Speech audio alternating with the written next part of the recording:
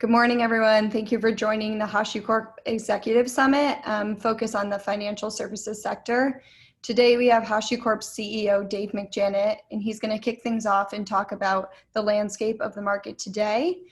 Following Dave, we have HashiCorp's Field CTO Michael Wood, and he'll be discussing the future of FinTech and the challenges and opportunities that come along with adopting new technologies. Following Michael, we're really excited. We have a HashiCorp customer, Kyle Berlin, and he's the Director of Cloud Operations at Citizens Financial Group.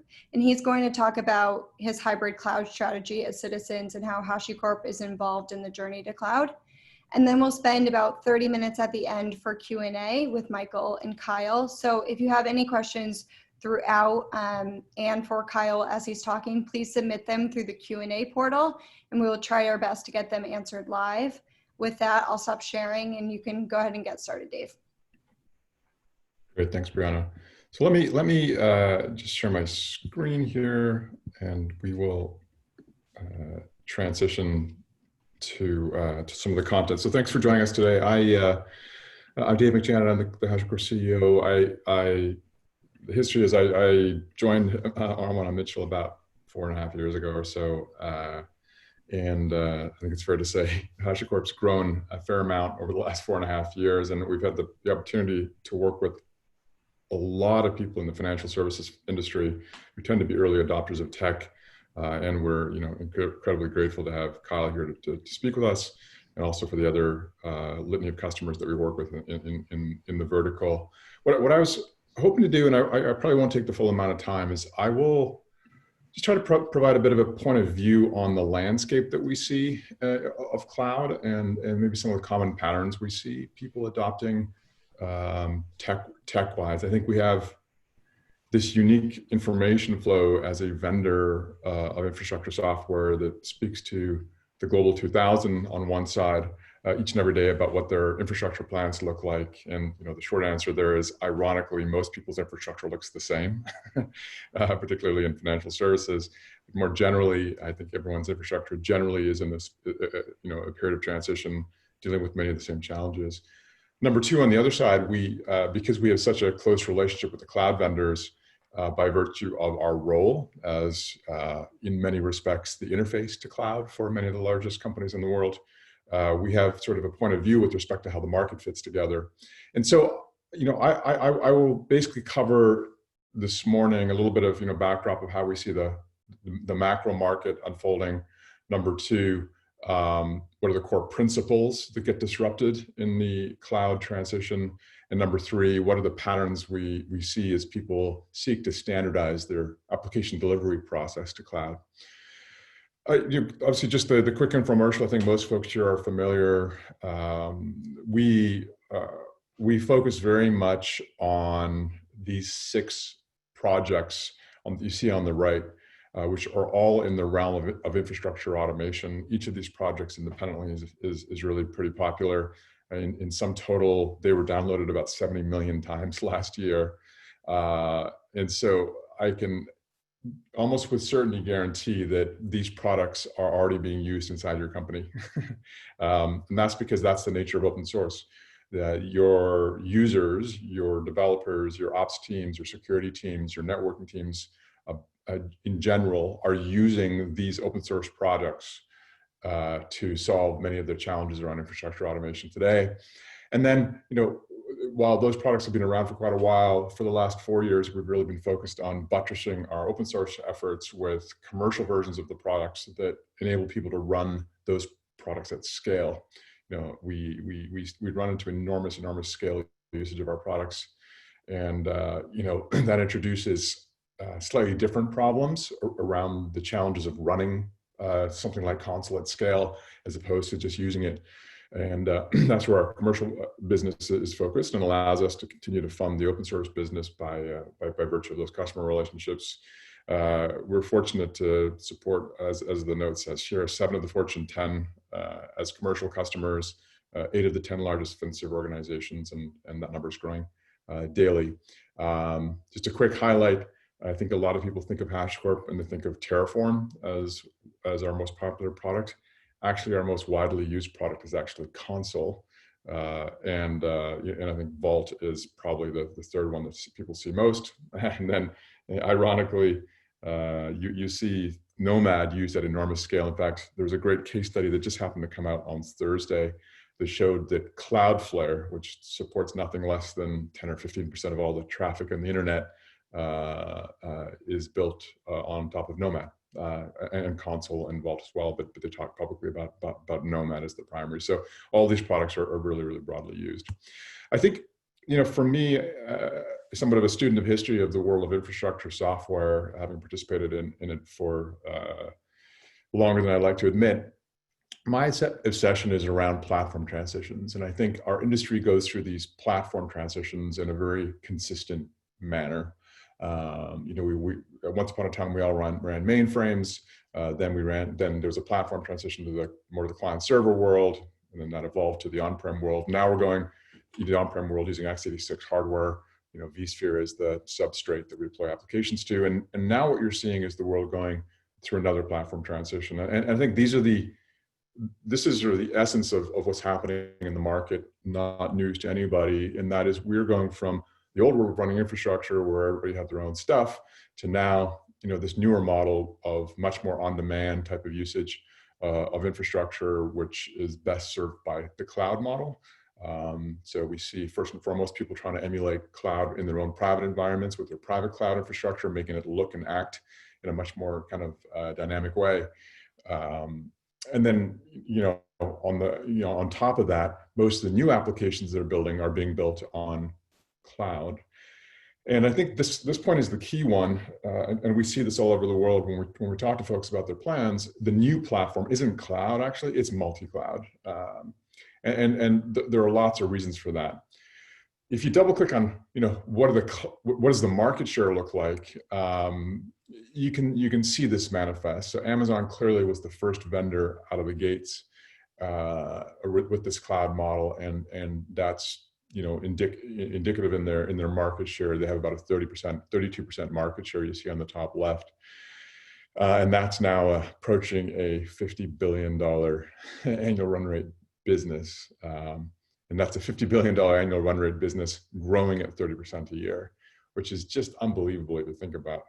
You just think about, you sort of fast forward that and you think about how enormous these companies are going to become.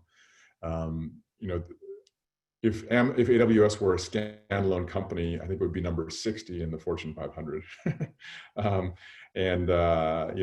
that growth rate, it'll quickly hit the top 10. So, I think that speaks to the power of the secular transition. I think the last few months is actually underscoring the inevitability of that scale.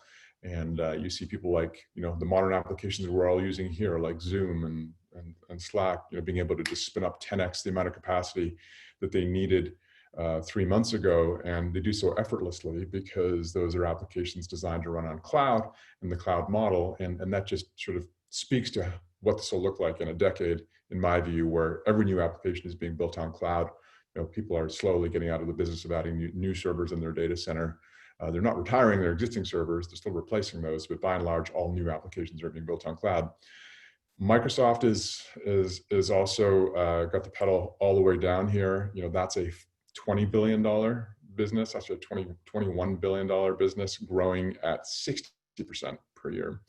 So Azure actually statistically is growing about 20% faster than Amazon was growing at an equivalent scale. So when Amazon was at $20 billion annual recurring revenue rate, they were only growing at 40%. So believe it or not, Azure is actually growing faster than Amazon was at the equivalent scale. Now, Azure's not going to catch Amazon anytime soon because Amazon continues to grow at 33%. But you can see that people are not all putting their ducks on Amazon. Amazon's growing well. Sorry, Azure's growing well, and then Google is relatively far behind in absolute terms, but also business growing at 70%. That's going to be an enormous business as well. I recall meeting with some of the folks at Google maybe 5 years ago, and the quote that struck in my mind from one of the engineering folks I just happened to be chatting to was something along the lines of like, if we screw this up, it's an $8 billion a year business for us. And it's like, well, that sort of speaks to the inevitability of all these players. And then Alibaba, which we do see relatively often, is at equivalent scale to Google, growing slightly faster. I think some in the market feel like Alibaba will end up bigger than Google. Let's wait and see. But clearly, Amazon, Azure are the big ones. Google is continuing to invest.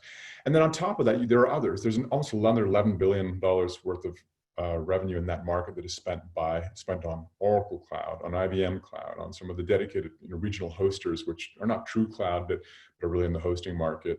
And I think it was interesting to me when I saw that Zoom publicly talked about how they were bursting to Oracle Cloud. So that's an application that largely runs on Amazon and on-prem.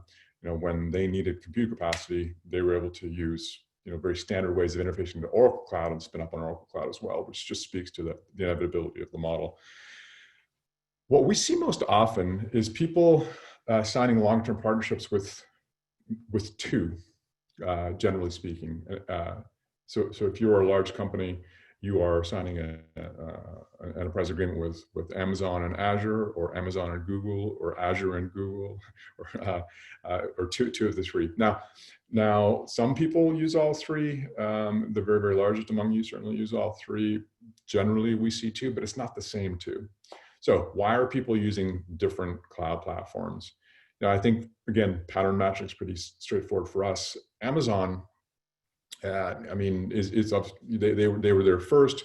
They were also the first in North America to really hit scale, and they have gained an enormous following, and they've delivered on the trust that's been placed upon them in a massive, massive way, and that's manifest in their market share. I think over the last year and a half, probably 2 years, I think for a bunch of reasons they've slowed down a little bit. Part of it's scale, part of it's also, I think some retail folks maybe moving stuff away. I think there are some competitive questions. Sometimes they get asked about Amazon because of the breadth of their aspirations, but that's a very, very small part of it.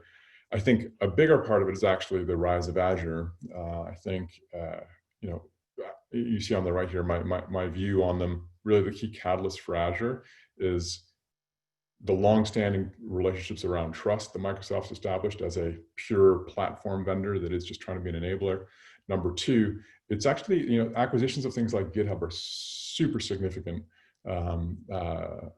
VS Code is the most popular developer tool in the world for good reason, and Microsoft's historic investments into the developer community will pay off in terms of making Azure the logical runtime for a lot of those new applications that get built. Google has real weight around their data assets. Some of their data technologies are very, very good. Their technology is very, very good, broadly speaking, and that brings some sort of high performance workloads that sometimes get burst to them, and they've seen real strength in the retail world. The way I think about it broadly, though, is that each of these companies has each of these clouds have slightly different personalities. Again, Amazon's good for the commodity stuff, for the general compute. Azure's good at certain things, uniquely in terms of the application services that they provide. Clearly anything around Office 365 or .NET development, or some of the traditional Microsoft strengths are going to do well on that platform. And Google's good for your data elements. You start to see that there's an inevitability here, is that inside your organization, you're going to have some teams that want to build applications on Amazon, some that want to use the services on Azure, some that want to use the services on Google. And if you think about cloud as the new platform in which people are building new applications, it sort of becomes inevitable that the new platform is multi-cloud, because each of these vendors is going to continue to innovate for the next 20, 30, 40 years, introducing new services like machine learning services or data services, things that your application teams want to use. And you want to be able to take advantage of that. So you actually want to have multiple cloud relationships, because each of those companies is investing in services that are really, really useful to you. So this picture then becomes how we think about the world, which is the new world is about actually largely building net new applications on those cloud platforms. And that is why those cloud vendors are driving so much revenues, because you all are building net new applications on the cloud. You're not by and large forklifting existing workloads from on-prem. There's some of that, but by and large, people are building net new applications on cloud. And we would generally refer to them as systems of engagement in the Jeffrey Moore sense. They're systems of engagement, systems of record. Your systems of record very often are still running on-prem in the form of mainframes and investments of the past that you've made. But the net new systems of engagement, that mobile banking application, that new trading algorithm that's driving your trading for your core teams, those are being built on cloud. So that inevitability then is multi-cloud, and we see this everywhere in the world. One comment I should make too, we see a really interesting geographical breakdown of this picture here, where Amazon clearly had in North America. In Europe, I would say just subjectively, we see Azure probably more than anything else. I think Azure they've invested heavily in regional data centers, and there's a long-term relationships of trust. And so Amazon, North America, Japan, very, very strong. Azure, very, very strong in obviously North America, but really in Europe particularly, and then around the world, growing. Google, strangely, in Southeast Asia, we see quite often as being stronger than some of the other platforms. Just very weird, interesting geo differences. And Alibaba, obviously, anybody that's running in China, that's where you run. I want to maybe double click on the implications of this. So why is it such a big deal that we sort of look hard at this cloud model? Well, the answer is because every platform has their own specific compute primitives. So go back to the old mainframe world. The way that I thought about compute was very specific to the mainframe world. I run batch jobs. They are shared across a machine that is available all the time. I submit jobs and they get run. Well, the way I do things like networking and security on mainframe are tied to the compute primitives of mainframe. The way that it worked, when that transitioned to the on-prem world, I see that's very disruptive to the way I do security, networking, and operations, because they're totally different compute primitives. And the same thing happens when you go to cloud. And so in the traditional data center world on the left, we understand quite well what the compute primitives are. They are, I have fixed assets. I have a server with an IP address, and I do networking and everything else based on that. Well, Amazon sort of had no respect for that model of old. They created a totally different compute paradigm, and it's worth just spending a bit of time on it. In the Amazon paradigm, I have a pool of compute, EC2, and onto that pool of compute, I drop a service. That service could be a database, a container, a VM, an application element, and it moves around on that pool of compute. That's the core notion. It's a shared compute pool. Right? So very different from the old world where I had a specific server. I could make them emulate and look like one by putting vSphere on top of them, but they're still constrained within a network segment. In the cloud world, I drop a service and it moves and has the potential to move around. When I drop a service onto that compute pool, it has three properties. It has an API, so I can interact with it. It has an identity. It tells me this is who I am, and it has a capability. This is what I do.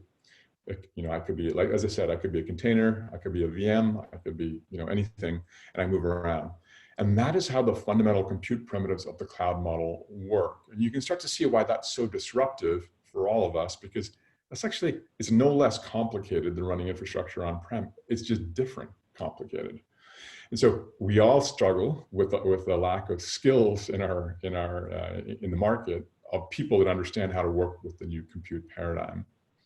So what are the implications? And we use this picture, you've probably seen before, but I'll go through it against the backdrop of that new compute paradigm to demonstrate how different the roles of IT are in the new world. Because the way I do ops security and networking in the old world doesn't translate all that well to the way I do ops security and networking in the new world, because the compute primitives are different.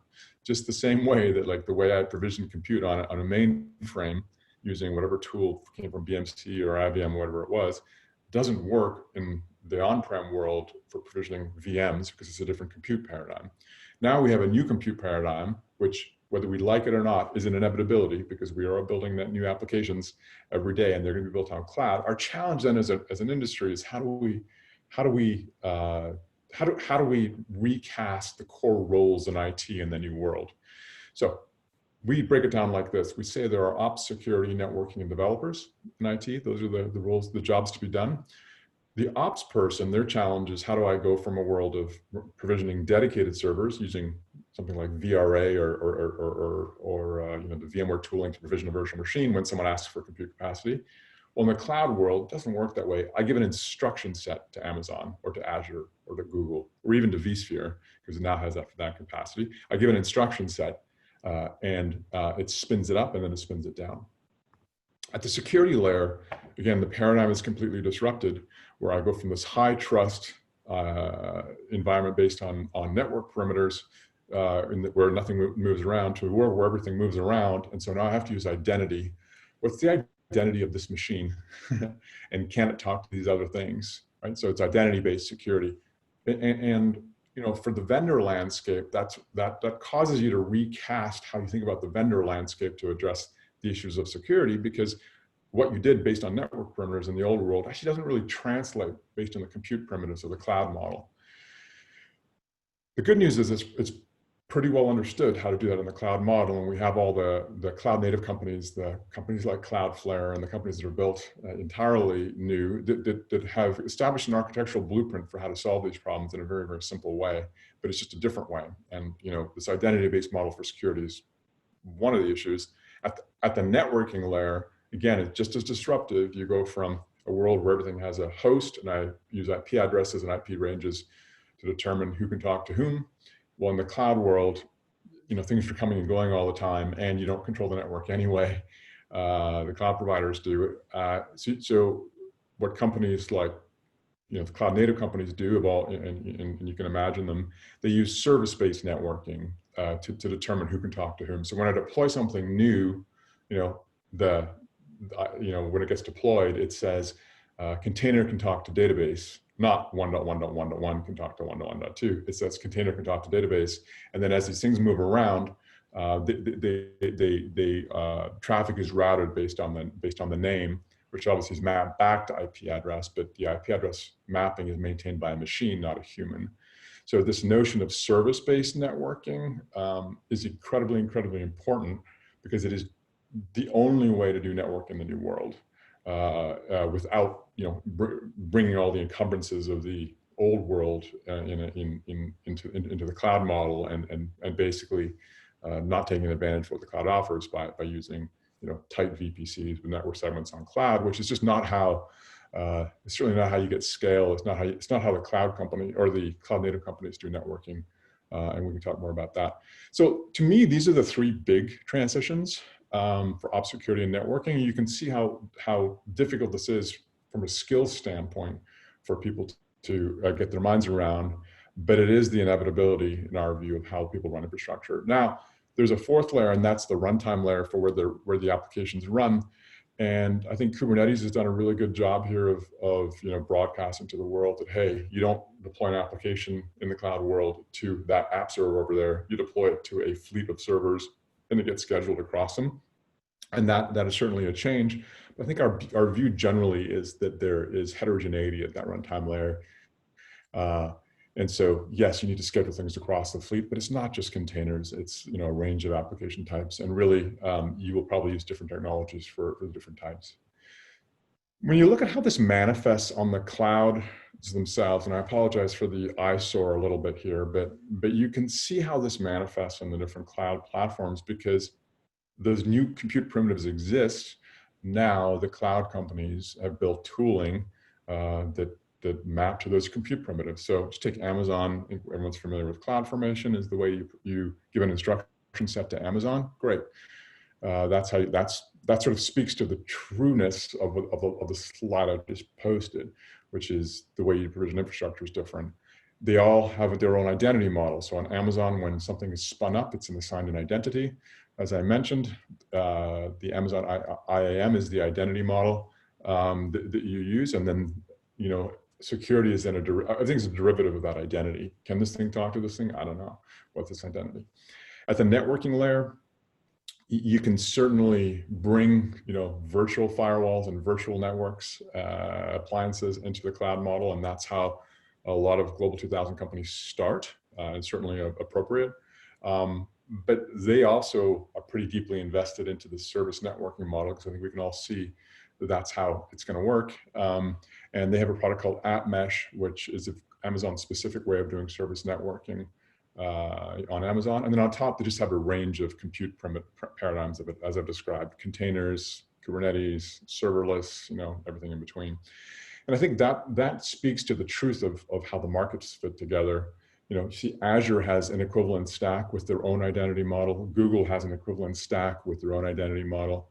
You can see Google Istio is sort of their option at the networking layer that they're trying to champion. You can see Azure, again, we actually have a jointly managed service of Console on Azure for their recommended way of doing service networking. And then, you can see they all have different things at the top layer. For your private cloud, you have a slightly different challenge, and you can see that on the left. But the meta point is, this is what the principles look like manifest. And this starts to speak to the challenge. If the new platform is multi-cloud, ergo, you have to grapple with all the different sort of idiosyncrasies of each platform at the infrastructure layer. Yes, they all have different application services at the top above this, middleware, machine learning algorithms, that sort of stuff. But the core compute is the challenge for all of us, is how do you interface these companies in a consistent way to allow your development teams to build net new applications in a way that you are comfortable with based on the realities of the cloud model. So I won't belabor the point, but this is how we think about the world. Terraform provides a consistent way to provision infrastructure. I'm sure most of you use it today. Certainly the cloud providers are 100% committed to it, because you all use Terraform to interface with them. Vault is a way of brokering identity across the different cloud platforms. Console provides a consistent way to do service networking across the different cloud platforms. And then Nomad is a scheduler. There's some workloads it does really, really well, but we just are eyes wide open. There's heterogeneity at that runtime layer. You're going to use Kubernetes probably for some of your applications. You're going to use serverless for some of the elements. You're going to use some of the applications are going to run edge devices. But that's how the market fits together in our perspective. So some of you may not be as familiar with Vault and Console as you are with Terraform. So maybe just spend 1 minute talking about what those do. The challenge in the cloud model is, again, there is no network perimeter in the same way that there is in the old world. And so many of the data breaches that occur are predicated on someone getting into your network, emulating a client, a machine, connecting to a database, because that machine probably has its credentials hard-coded for accessing the database, for instance, and then they dump the database. So what Vault does is says, hey, before I give anybody access to a machine, where anybody equals an application component, so like say before I give this container access to request data out of the database, let me authenticate its identity first. And then I will decide if it's allowed to connect to that backend system, and I will then allow that transaction to continue. So very, very simply, we draw this picture. The client, ergo the machine, it could be a human. We see lots of people using this for people as well, but it's really optimized for the machine workflow. I authenticate your identity. Is it a container running on Amazon? Then I authenticate using the IAM model of AWS. If it's a container running on-prem, I probably use Active Directory. On Google, I use GCP's IAM model. There aren't that many identity models. There's probably only 10 in the world that matter on the left-hand side. And on the right-hand side, I give you access to the back-end system. In this case, I'll create a temporary credential inside of the system, and I'll give the client back the one-time use credential for that application. So there actually is no username and password in the application itself. It's dynamically generated every time somebody wants to, every time a machine makes a request of another machine. So, I'm guessing Vault's probably in use inside your organization already.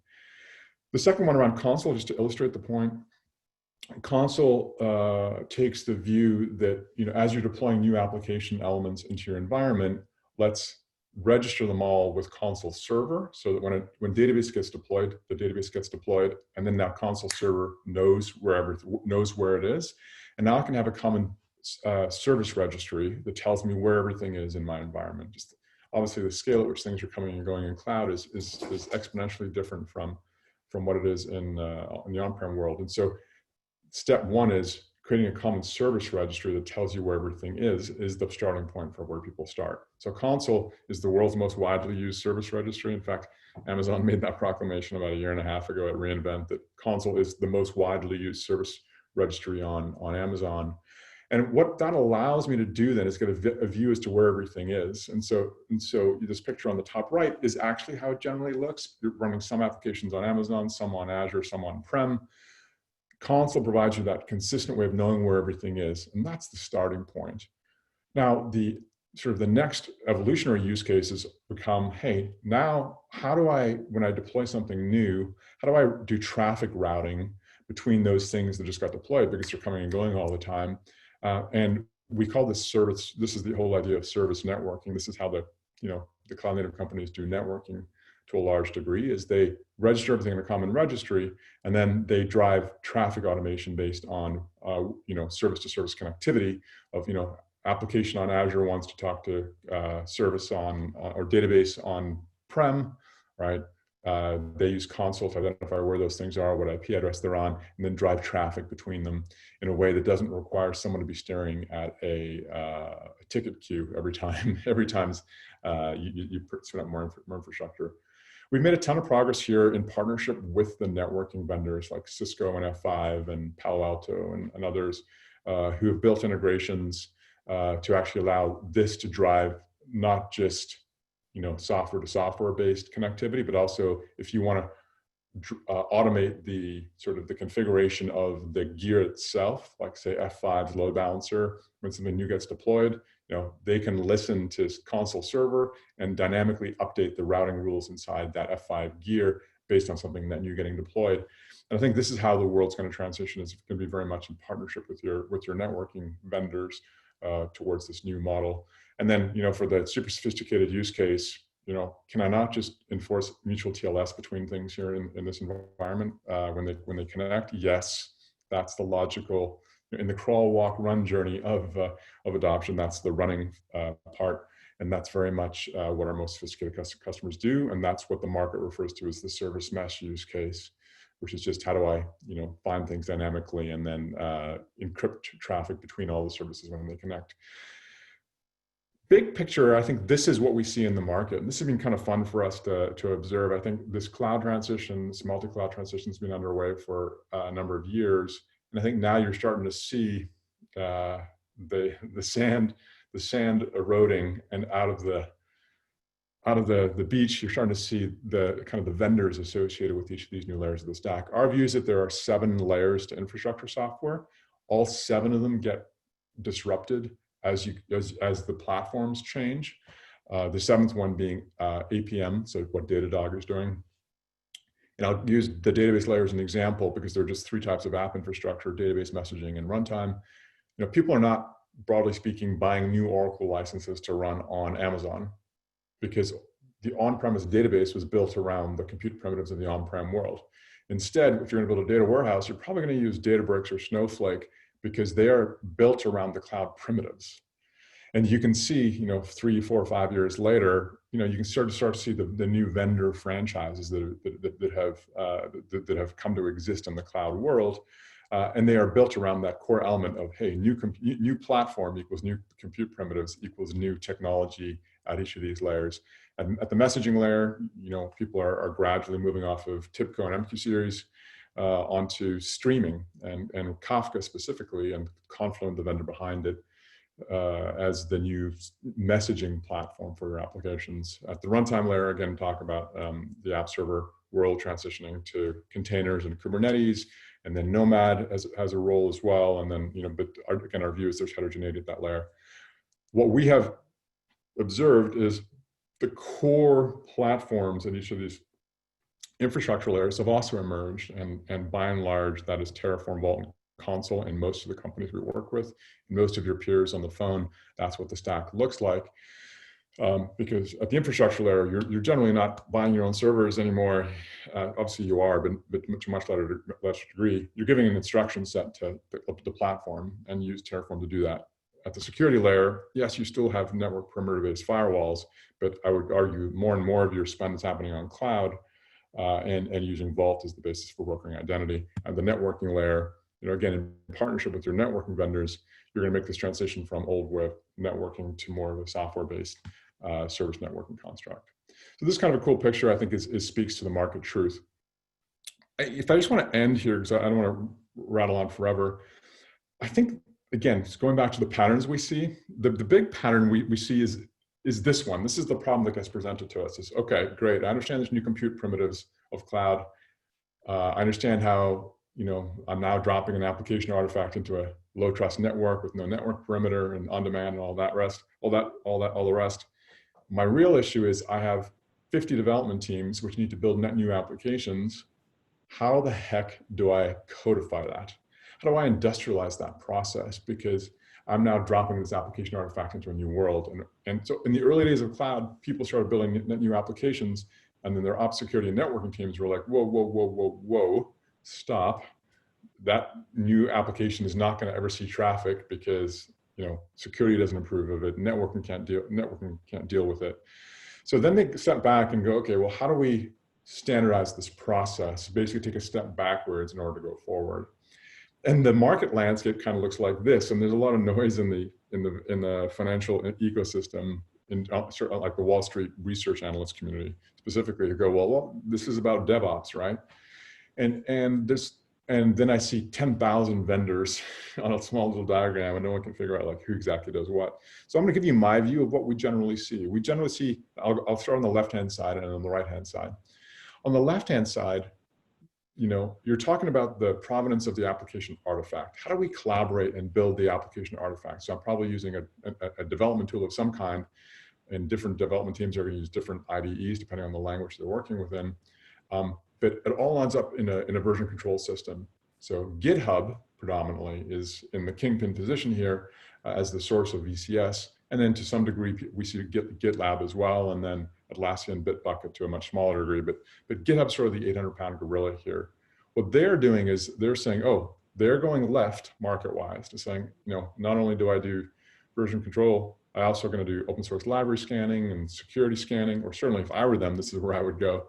And I did spend some time there, so that would be certainly my directive, is you're going left. Okay, great. Now I have an application artifact that is that I feel comfortable with. So as a company, people are trying to standardize this left-hand process, left-hand side of the picture, and they're basically doing like that.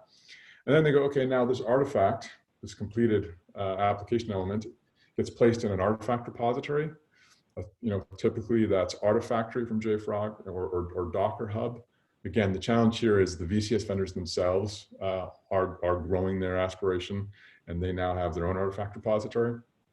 But that's certainly the next step in the process. And then depending on the application type, it gets handed off to a CI system. And this is where the challenge occurs. People say, well, can I not just standardize my CI system for how people go cloud, and in so doing, be confident that the applications follow a consistent process? And the answer is no, you can't, because different development teams have different affinities. The Java folks like Jenkins, the .NET folks are going to use Azure DevOps. The cool kids are going to use Spinnaker or Circle CI. And so in practice, if you're running a larger organization with federated development teams, it's bordering on impossible to get them to standardize on a CI process. You're going to have more than one.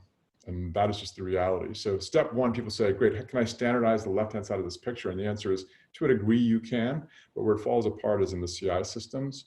And even then, all you're doing is talking about how do I hand off an application artifact. Now, when I hand off that application artifact, depending on what kind of runtime environment it requires, it could be anything from a virtual machine to an edge device. Like it could be running on a set-top box or in a car. How do I industrialize that process? Okay, well, I have to have a runtime platform deployed for that. And then I have to, underneath that provision in a codified way in this cloud model, give an instruction set to the new platform to stand it up. Then I have to make sure that when this thing is running, it's using identity as the basis for security. And then I have to use service-based networking to actually route traffic to these things once they get there. And so these are the two sides of the coin people are struggling with in our view, is sort of the dev and the ops side. And what's made more complex is the fact that on the right-hand side, this is generally on a cloud platform, and all of them have slightly different personalities and slightly different ways of doing these things, which is why we see this picture that we often draw, which is this one. People say, great, I need to establish a common logical infrastructure to which I'm deploying applications, and then acknowledge that I'm going to have, maybe, in some cases, 10 or 15,000 developers all interfacing to them. So that's why and I'll end here, we see this common pattern of people putting in a standard shared service around Terraform, shared service around Vault, a shared service around Console, and then enabling all their application teams to use that common shared infrastructure as they go cloud, because that enables the teams to use whatever CI systems they care about, and having a common logical infrastructure that ensures not just the security of the application artifact, but the security of the application when it's actually running, because it's using identity, it's now using service-based networking, and it's now provisioned on compute capacity using the templates that my security teams require. This kind of fun graphic was created by the GitHub folks because I think this is a good way of thinking about it. By and large, GitHub is focused on the develop, test, deploy part of it, and then provision, secure, connect, and run with HashiCorp. There's actually a white paper that was jointly published around this, but I think for many of you, I would hope that this picture resonates, because this is the DevOps canonical loop, and I think it speaks to the kind of the truth of how the market fits together. You could put GitLab on the left as well. So I appreciate everyone's time. I know it's difficult to hear me rattle on without any feedback or reaction, but I'll make the point maybe in this way. I think in our view, multi-cloud is a platform inevitability. It is the new place for new applications, and the digital transformation push that we're all subject to is just making that go faster and faster, and you can see that in the scale of the cloud providers. The good news is that the problem domain is really well understood, because the cloud primitives have forced a blueprint architecturally that everybody understands, and is really, really well understood. But it is just as complex as running on-prem infrastructure. So I'll leave it there. I'm going to hand off to Michael, and I appreciate your time, but happy to stick around for questions. Thanks. Thank you, Dave. Awesome stuff. Hopefully everybody's getting a ton of value from this.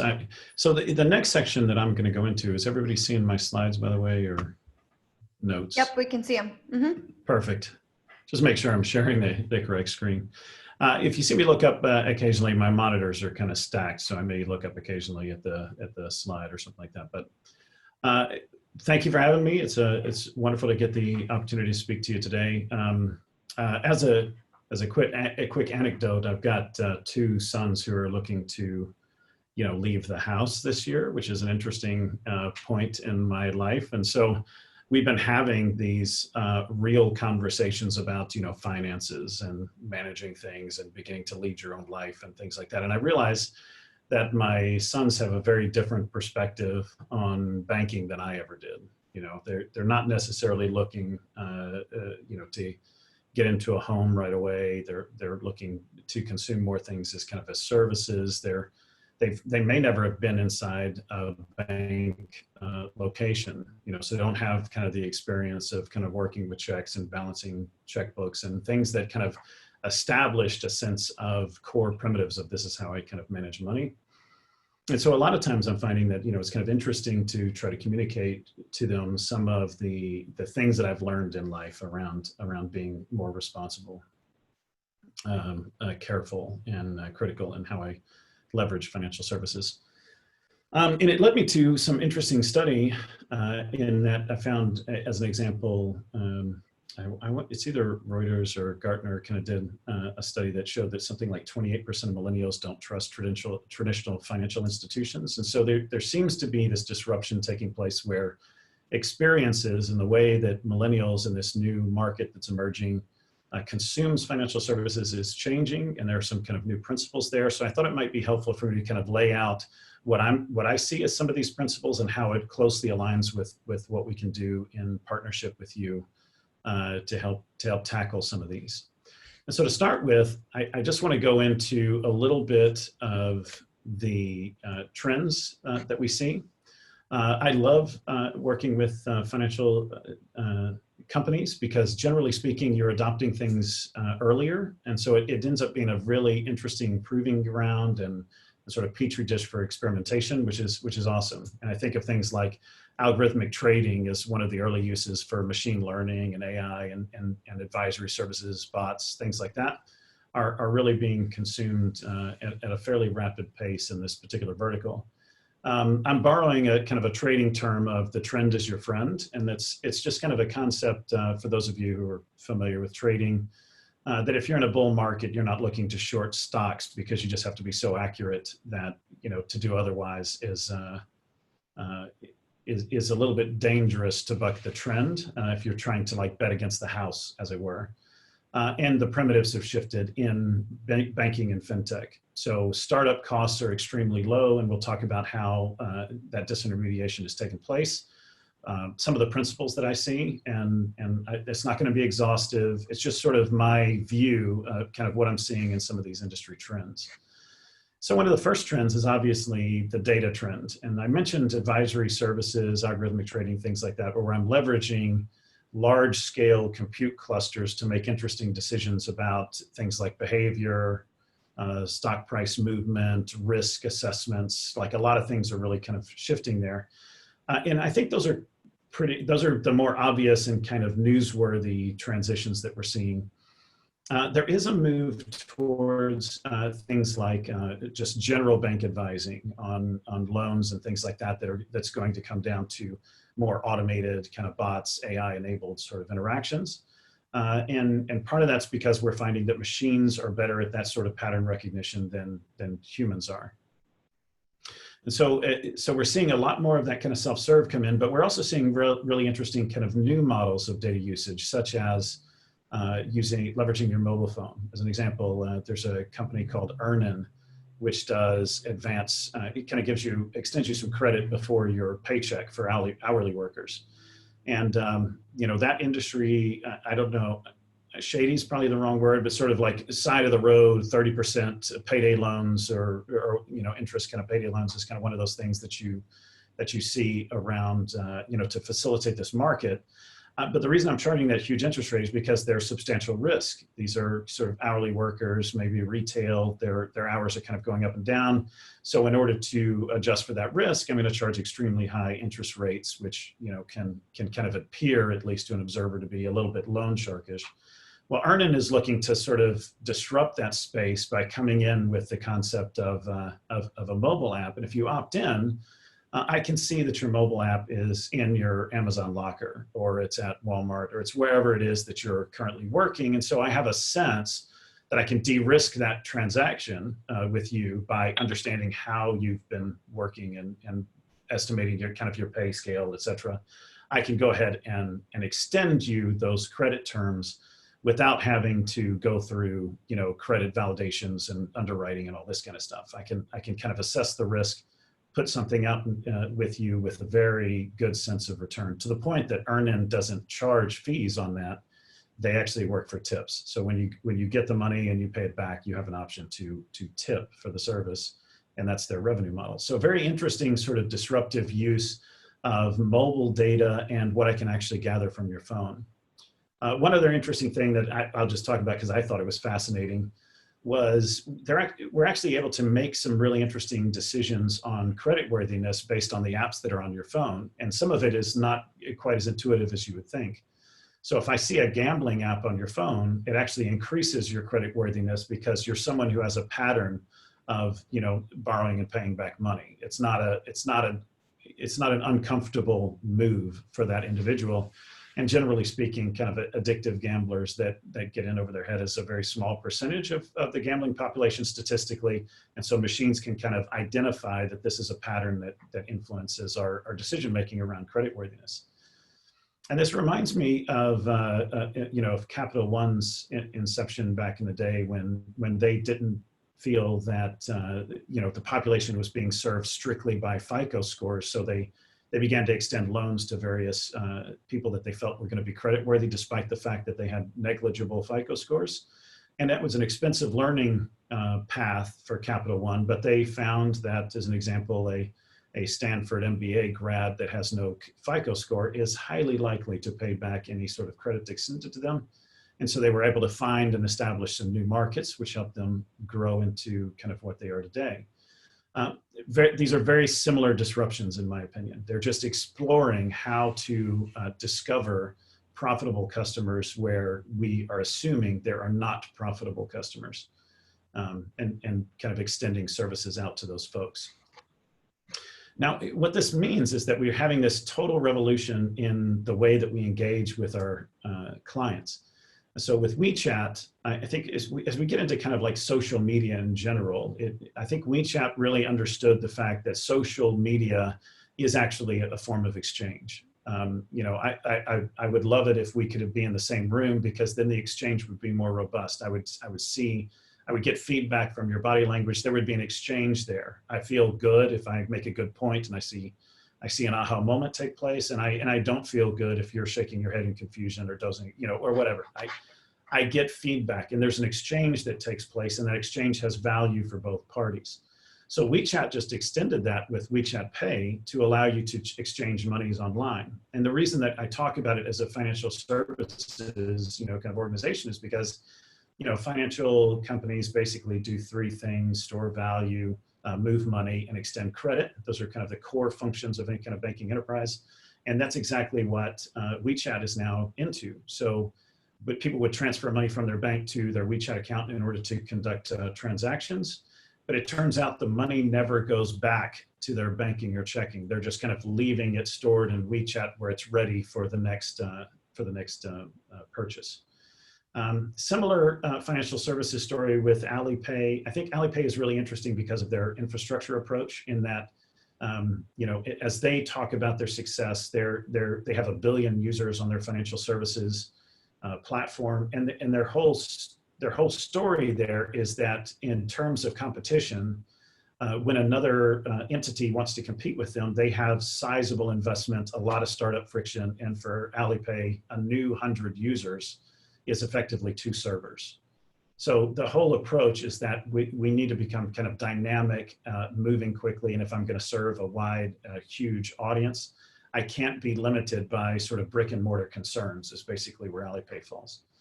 The last thing that I'll say about the engagement is that we're coming down to the point where any company can become a financial services company. Uber, when they found that they couldn't get drivers on board fast enough when they expanded into markets, looked at where people were abandoning the driver application forms and found that it was right when they got to the point of enter your bank account information here.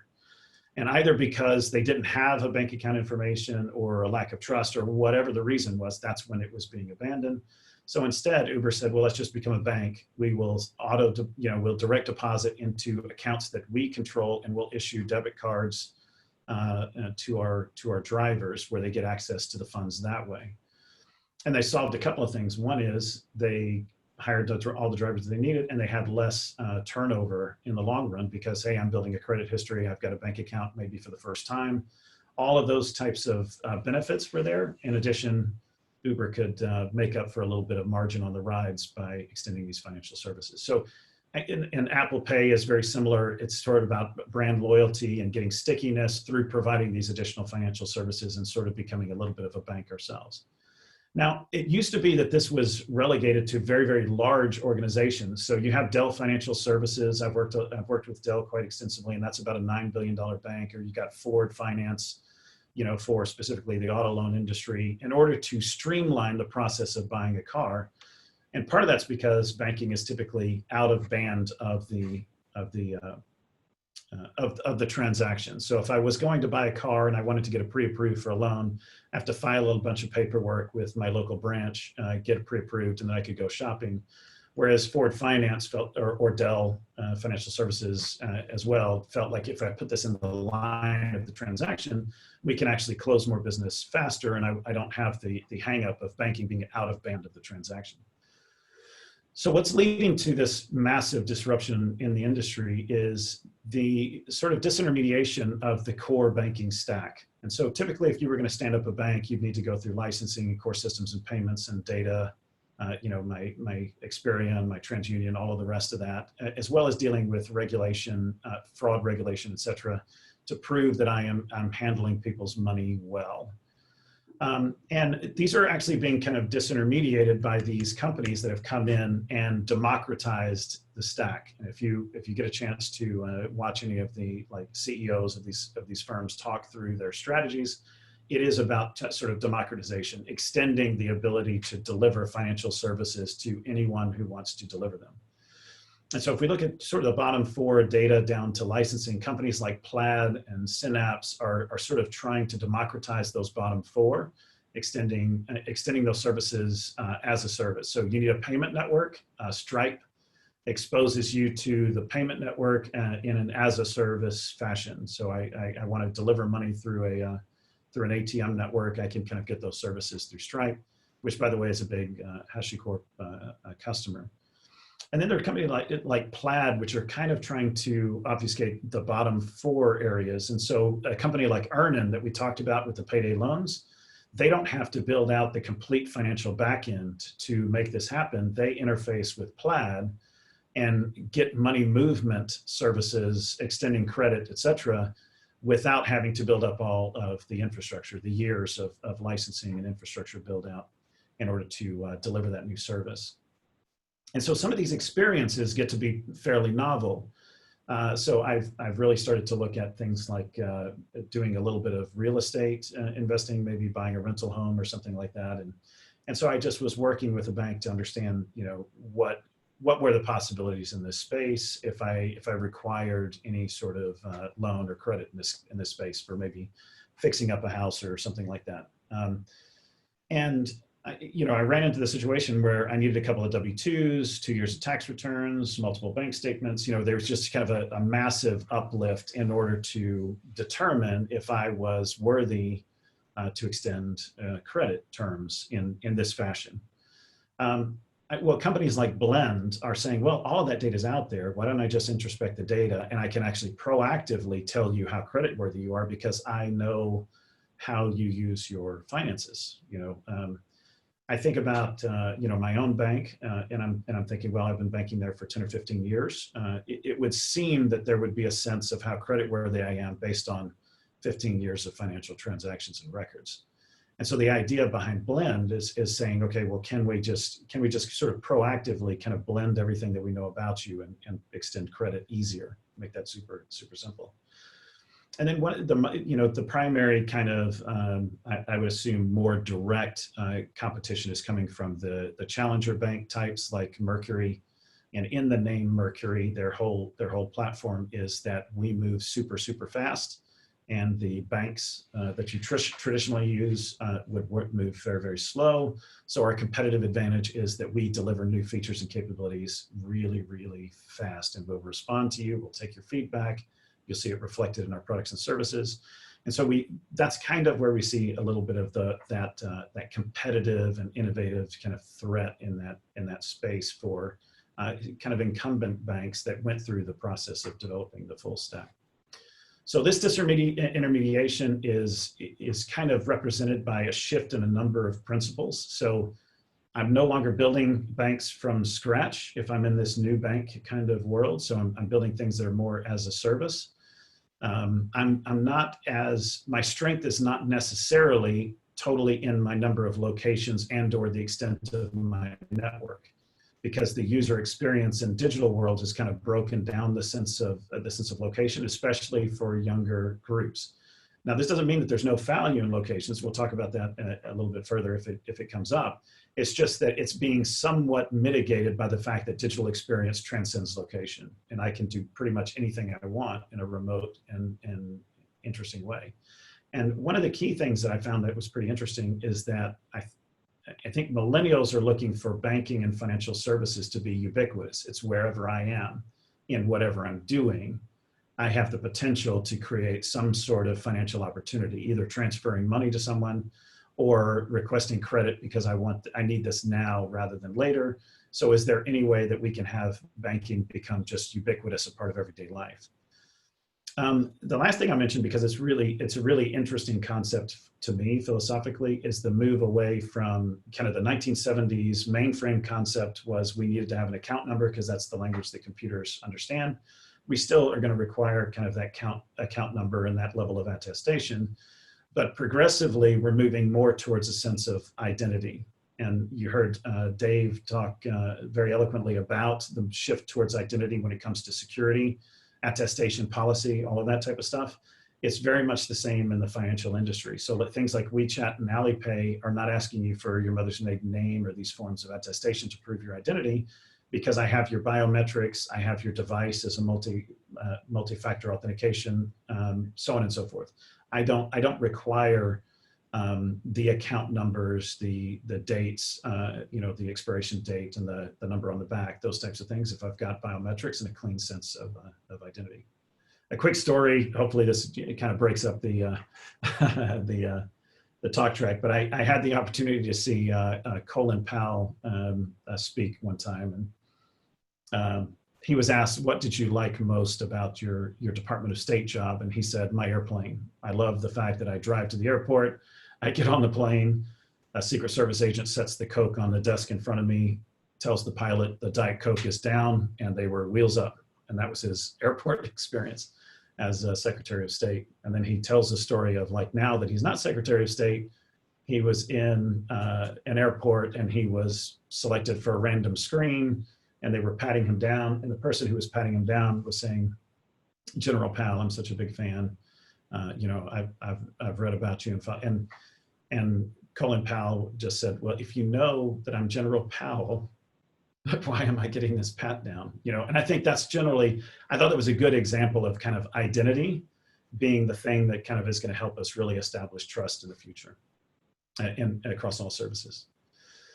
So let's transition now from kind of what we're seeing in terms of trends in the financial industry, the disintermediation that's happening there. And I'll start by hearkening back to what Dave was talking about, that this disintermediation has been happening for some time in the software industry. So we're going through a very similar pattern of disintermediation. So when we used to build these things out, as Dave mentioned, you would select a piece. I was working with a large grocery store chain, and they built software the same way they built locations for the grocery store. So they would pick a location on the data center floor, a square footage of cement, buy the hardware, and then build the stack up from the ground up. And that was generally how those things were handled in the past. As we add those cloud native principles, or that shift in principles that Dave talked through, we see that there has been this self-service revitalization of the ability to deliver software. No longer do I need several $100,000 and a 10x ROI to justify the spend in order to write an application.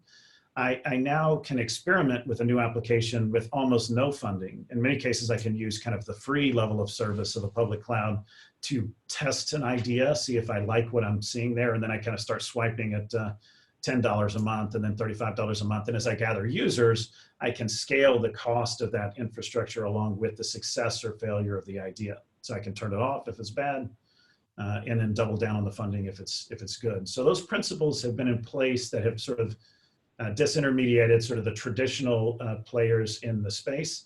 All of the traditional players still have fantastic markets. So like when we're talking about like the shift from Oracle to Snowflake, nobody believes that Oracle is going to stop making money or any of that kind of thing. That kind of thing. It's just that the explosive growth is happening in the new areas around where the principles have shifted.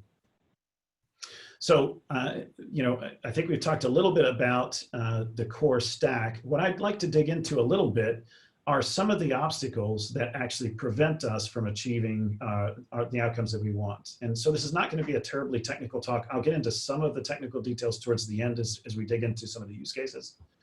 But I want to make it clear that like oftentimes what kind of frustrates these shifts has to do with things like you haven't fully defined what it is that you want. And let me give you an example of that. So what I see in a lot of enterprises is kind of an interpretation of the Netflix mantra around DevOps, which is you build it, you run it.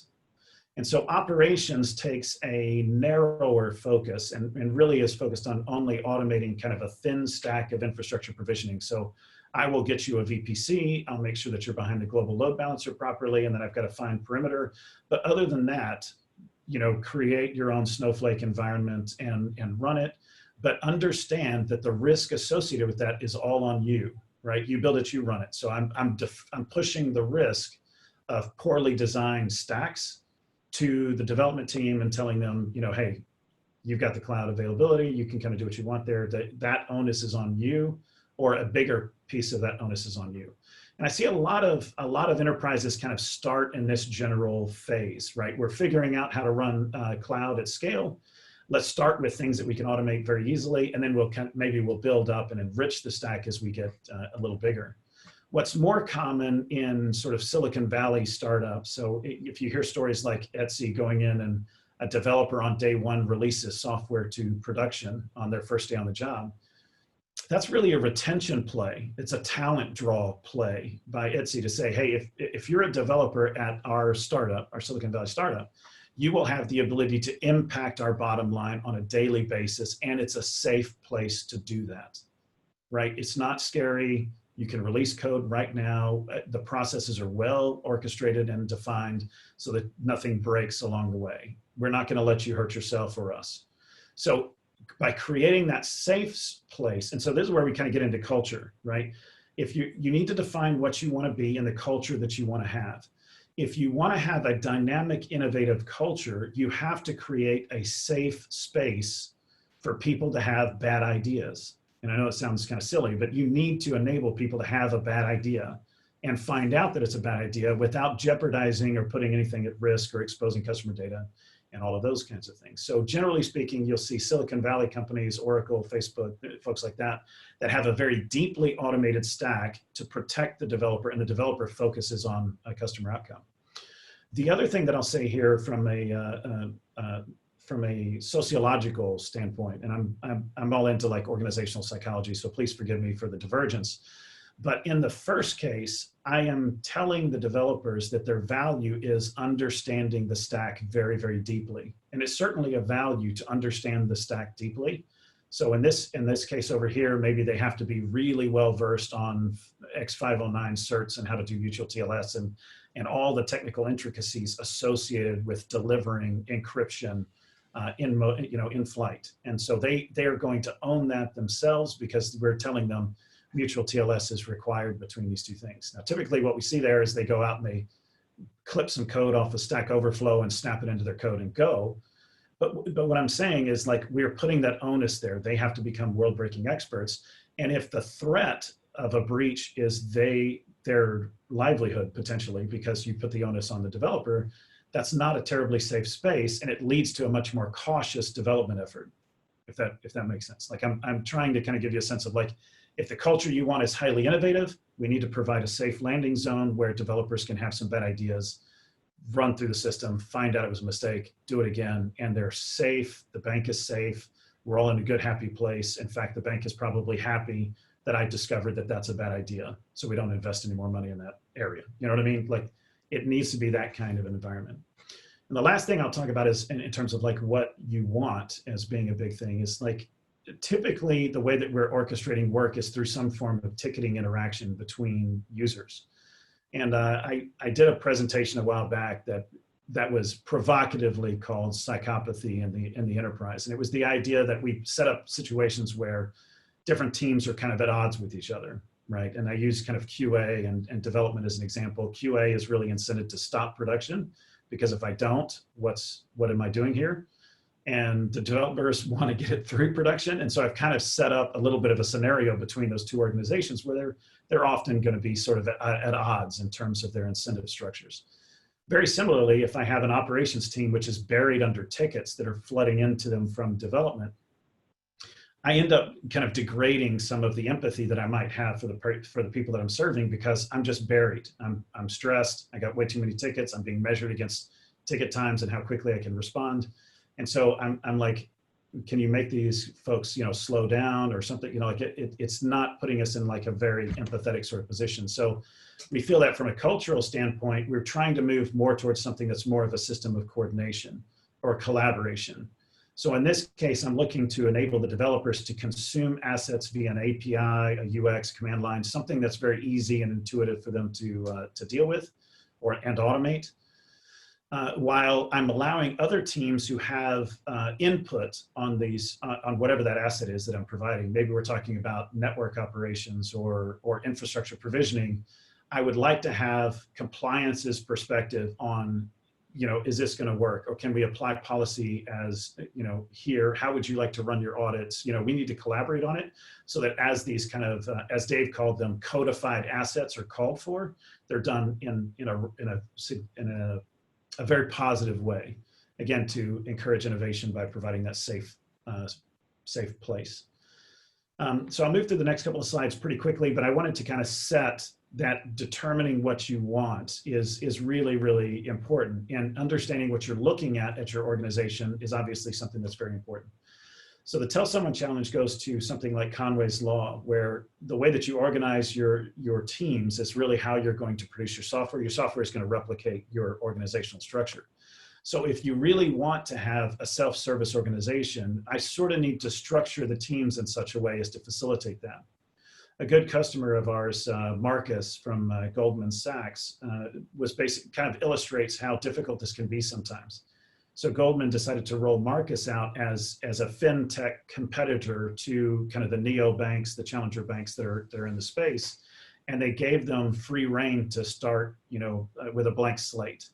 And so the whole idea was we'd like to see what the potential future is for Goldman Sachs by standing up an organization which is outside the core trunk of IT and can operate completely in space. And then over time, the goal is to kind of begin to bring some of those practices and everything back into the main branch of IT as we see how, Marcus competes in the FinTech sector. So again, it's a way for me to experiment in sort of a safe place. It unlocks a little more innovation, and it allows us to kind of play with structure and incentive to see how we can drive better results. And then the software challenge, I was having this discussion with the global CTO, and we talk about software as being a reflection of culture.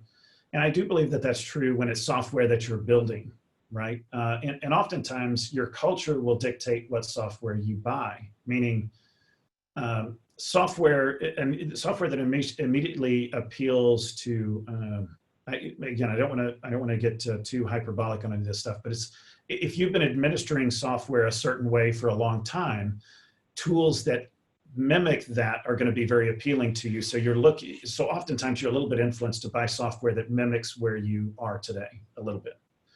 But extends it into a new feature set. Like I want to be able to do, I think Dave mentioned things like, if I want to do what I'm doing on-prem, but I want to do it on the cloud, I may use tools like VRA or something that's very comfortable to me internally, and I'm going to use that to provision to the cloud because it feels comfortable. I haven't really shifted principles. I'm not adopting sort of cloud for what cloud can do for me, but I am learning kind of how to get workloads out there, and there's certainly a value to do that. But I was kind of concerned in the early days. I met with a lot of CIOs that were moving workloads to the public cloud I thought just to move them to the public cloud. They had some kind of edict of 70% of our workloads would be on the public cloud. And I asked, what's the point of that if you don't have a defined outcome for that?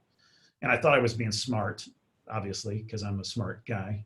And the CIO that I was talking to said, I have to change the culture. And the only way that I can change the culture is force folks to use a new operating model and learn how to do it more like that. And so part of the reason for pushing them to the cloud early without, kind of a defined, they weren't trying to decompose things into microservices and service networking and all that kind of stuff. They were just saying, get to the cloud and learn and start to think in terms of the way the cloud operates. So you can use, but the point here is that software selection can either be kind of close to an iterative way of innovating on your process, or it can be something that's more disruptive. Like, we want a singular audit plane for infrastructure that does X, Y, and Z. This is the tool that we've decided to do it with, and that will help us learn a different culture by kind of adapting to that. Sort of like moving to Spain to learn Spanish. You know, I'm introducing the culture through a software product. And that'll lead me to my final point here, which is iteration is where disruption is found. Or I should say innovation is where disruption is found. If we're iterating off of what we do well today, we're not necessarily running to white space. So as an example, when the banks first got online, we were taking the branch experience and codifying it into an application that a user could do. If I need to deposit checks, I can deposit checks. If I, you know what I mean? Like all of those kind of activities that I would normally go to a branch office for, I now could do on my cell phone. A lot of the really innovative movement in this space is not replicating what banks did physically. It's taking a whole new twist on the experience, starting with more of like a Plato style philosophy, which is like, assume I know nothing about banking, assume there is no banking systems. What is my customer trying to do? And let me try to go facilitate that need. And then I'll deal with the systems, you know, after I determine what that need is. So it really quickly, how am I doing on time, by the way? Doing all right there, Brianna? Yep, you're good. You have about 10, 13 more minutes. Perfect. So we'll move very quickly here. One of the ways that this might look in terms of setting up an organization and hopefully driving the right incentives for the outcomes that you want is to establish a higher level IT goal of developer productivity with fences. Now, it would be some kind of, you know, aspirational mission statement, I'm sure. But the idea is I want the developers to go really fast. I want them to feel safe. And the way that we make them feel safe is we put them inside some guardrails. So from an infrastructure standpoint, the way that might be goaled out is something like we're going to automate infrastructure at scale with audit and policy enforcement as part of what we do there. And then I would establish some measures which would say, you know, what's the time to dial tone? How much have we reduced ticket times for infrastructure provisioning, et cetera.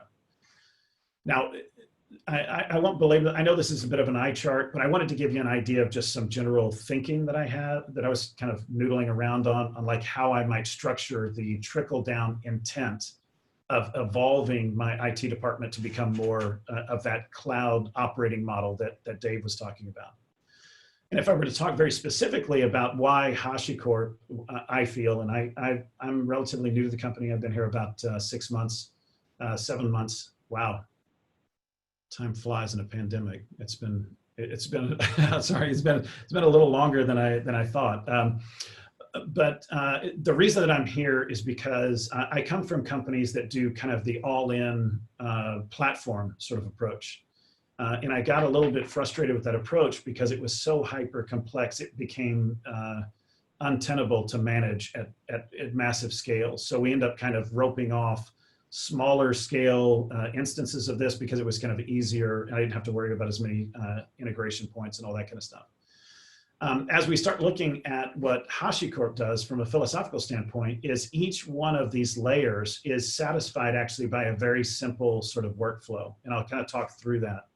So let's start with that infrastructure group. So the infrastructure group is goaled along the lines of self-service with compliant infrastructure. And this is going to unlock innovation because I'm going to provide safe infrastructure that is instantly provisionable and consumable.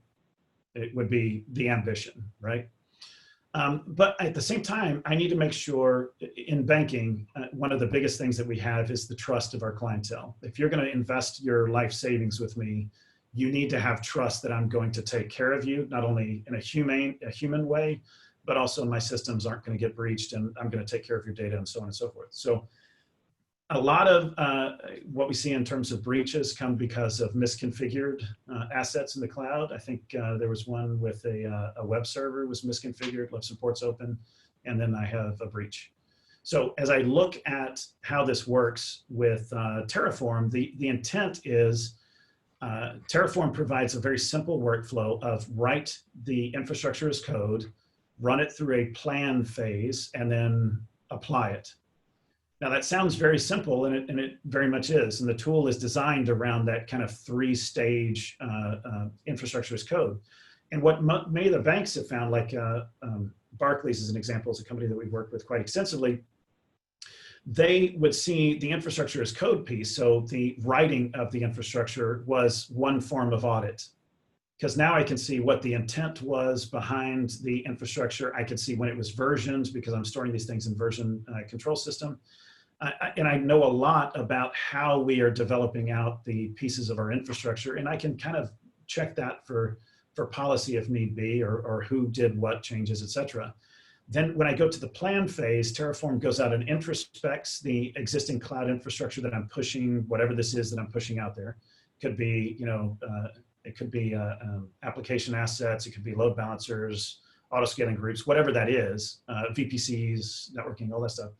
Anything that I'm pushing out to the cloud, it goes out and it says, what does the current environment look like?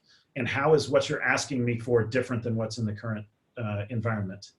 Now that turns into a really interesting new audit plane, because even before we introduced policy as code, some of these larger banks were basically sending that plan information over to the compliance team to review before allowing for the apply.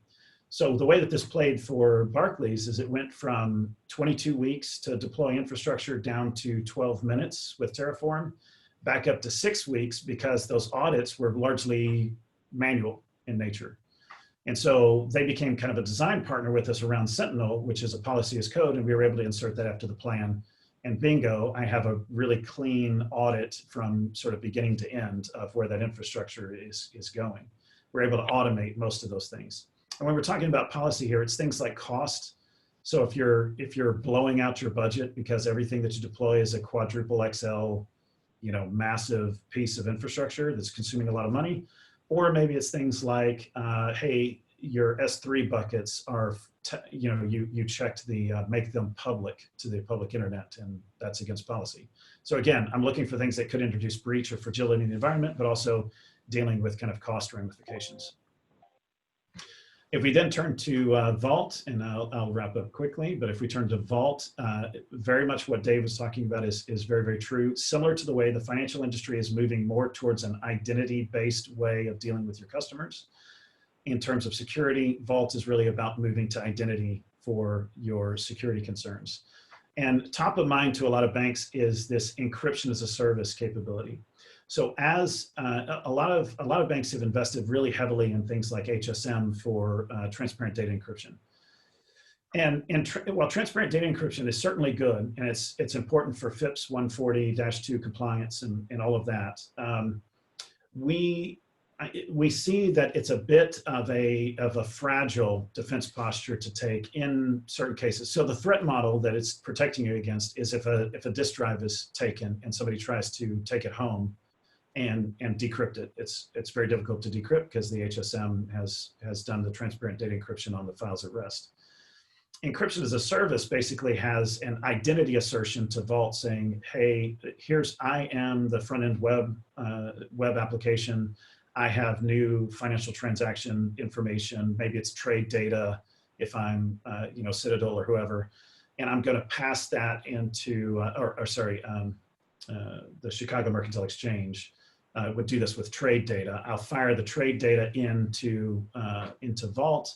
Vault would encrypt it and store it and send me ciphertext. So the application is maintaining ciphertext, the database has ciphertext, and I call in and out for decryption services, and identity is vetted every single time. This also allows me to offload those onerous tasks that we talked about with the developers, things like having to become an X509 expert in order to do PKI and TLS. So I can get TLS sort of as a service through, and the certificates managed on my behalf, the credential authorities negotiated with, maybe you have Venafi or whatever on the back end, or you just want to let Vault be your certificate authority.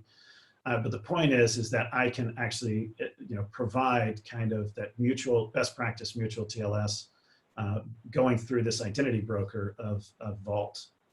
And one of the key aspects for banking that I think is really important is it's eminently auditable. So I can see what identity was asserted against what thing. I've got a complete audit trail. I can manage to Dave's point earlier, I can manage these credentials dynamically. So I can create them for you, destroy them for you, manage their entire life cycles, create a new one every time you come in, or do a 45-minute time to live, whatever it is that makes sense for that particular credential. I can have Vault manage all of that. And again, it starts at that basic simple workflow. I assert my identity to Vault. Vault deals with the secret itself. It files a token or ciphertext back to me and to the system of record. As we get into networking, again, Dave kind of hit this pretty well already, so I'll keep this relatively short. But we're looking to take. I was thinking about the goal in the law of constraints, and we're talking about kind of removing bottlenecks. And what's interesting is when you remove like the infrastructure bottleneck, let's say we automate the infrastructure provisioning down to 12 minutes, like Barclays did. Well, if we do that, then we expose the fact that it takes 3 days to get a DNS assigned, or we expose the next rung that has perhaps not been automated just yet. So this drives us to kind of think about, okay, once we've dealt with this bottleneck, how do we deal with the next bottleneck? And oftentimes we're talking about things like networking. So if I'm dealing with routing tables, if I'm dealing with, I was working with an insurance company a few weeks ago where the routing tables are scattered throughout their public cloud and private cloud, and the teams work very, very closely with development to keep those in tune with each other. Well, along the lines of what Dave was talking about, we start with the core concept of service registry. Where is everything? Do I have a common catalog? Can I look up and discover services? Are they dynamically registered? And then from that simple use case of having a registration, I then begin to extrapolate out, okay, great. Now that I have that, why don't I automate that hardware and software load balancing and firewall equipment and or software nodes, if I'm talking about a software load balancer like Nginx or whatever, HA proxy, then I can have them sort of subscribe to console to receive new routing instructions based on flex and scale. I'm also doing things like health checking to make sure service endpoints are up, removing IPs from the pool, and basically making it just very dynamic to get things assigned. I was working with an enterprise where when a VM went down in production, they could stop routing traffic at the software level, but it took them somewhere between 6 to 10 days to actually remove that from the load balancing pool. But they would deal with it on the software level, but the networking level was slower to respond. So if we can take that slowness out and make it truly dynamic on even the legacy side of the house, automating those workflows is astronomically successful. Then we start getting into a discussion about, can we reduce or alleviate the need for things like east to west load balancers? So if I have load balancers between different VLANs and things like that, because I'm trying to segment my network to improve my security footing, I get to the point where I've pushed the routing policy and the security policy out to the edge where the services live. And I don't really have the need for as much indirection via the load balancers anymore. So I can actually see, I believe we had a large European bank that basically retired something like 1,200 load balancers on-prem because they were using console to handle a lot of the routing logic and connectivity. And then ultimately that gets us to a zero trust environment where when you call me, I check the intentions and policies, I validate your ID, I tell you to go get a certificate if I require a major, mutual TLS for the conversation. You go get it, we connect, and we go. And I didn't have to go through a load balancer or a firewall or any other kind of middleware to make that happen, other than a sidecar proxy. So I know that got a little bit technical, but I'm trying to get to the point that our goal is to drive that self-service innovation, provide that safe environment, allow for this stuff to materialize in near transparent ways. And it's beautiful the way Console does it because it operates at incredibly massive scale. I worked with Criteo, who's running like 270,000 instances on Console, as well as folks like Cloudflare, as Dave mentioned. Cloudflare is using the registry for that 15% of network traffic that they're using to protect people's websites. And they're dynamically using Nomad to provision those services out and using Console to keep a registry and a track of where everything's coming down. Finally, and I'll wrap up after this, we're talking about running applications on large-scale fleets. One of the things that we're finding that's a really interesting use case, I won't have too much time to dig into this, but one interesting use case here is high-performance computing. And so as we get into things like Citadel running their large Monte Carlo simulations, the challenge that they see there is that if I was running these things on-prem, I would need to have, I don't know, 500,000 cores to run some of the simulations that they run. And they would but for the most part, they'd be sitting idle.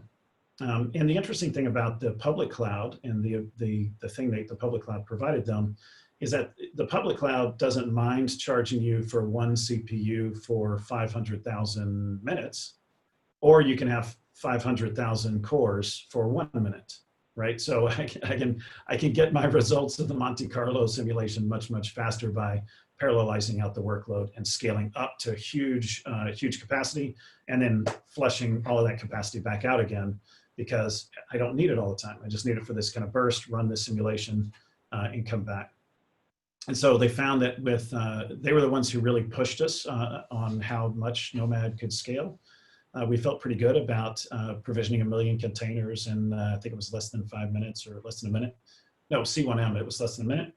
And then it was basically Citadel who was pushing us to say, yeah, that's awesome. Can you do 40 times that? That's what we need for, you know, some of our simulations. And so they've been pushing it and using Nomad in a very similar fashion to drive kind of that high performance bursty style workloads. And then naturally you heard Dave talk about Cloudflare. Cloudflare is using Nomad for their provisioning as well. Massive scale, and Console at massive scale. And again, simple workflow. So just to wrap up, and we'll get over to Kyle, and thank you for your patience. A couple of the themes that I want to call out is that speed and experimentation is what drives our ability to discover and take advantage of new markets. And so if it's still very onerous, if it's still 22 weeks to get to prod, or whatever it is to get through the provisioning and ticketing process, ITIL process, ITSM, et cetera, yes, we're well governed as we do that, but we're not being able to become innovative because there's a high cost to delivering that new experience.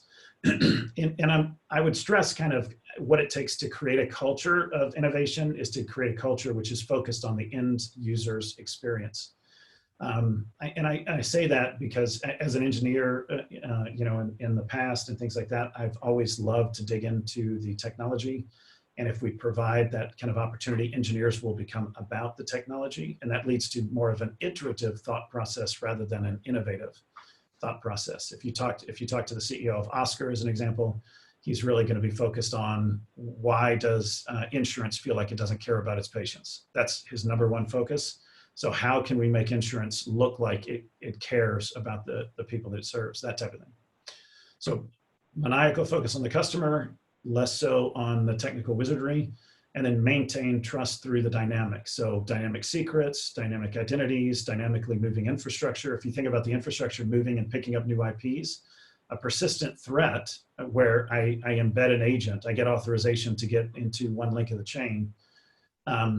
The idea there is that I need some time to map the network, find the data, and then exfil the data.